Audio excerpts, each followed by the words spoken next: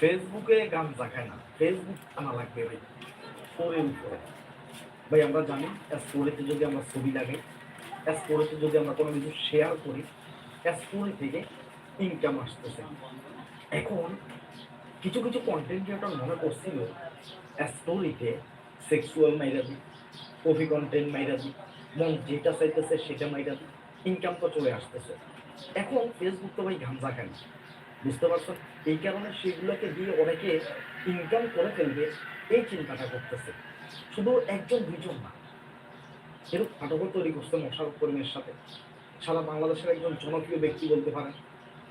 তার যে শামীম আহমেদ যে পেজটা রয়েছে, শামীম আহমেদ সে পেজ মনিটাইজেশন চলে গেছে। কেন চলে গেছে জানেন? একটু লোভ করছিল, একটু লোভ করছিল। লোকটাকে তিনি স্টোরির ভিতরে সেক্সুয়াল কন্টেন্ট আপলোড, স্টোরিতে সেক্সুয়াল কন্টেন্ট আপলোড করছিল।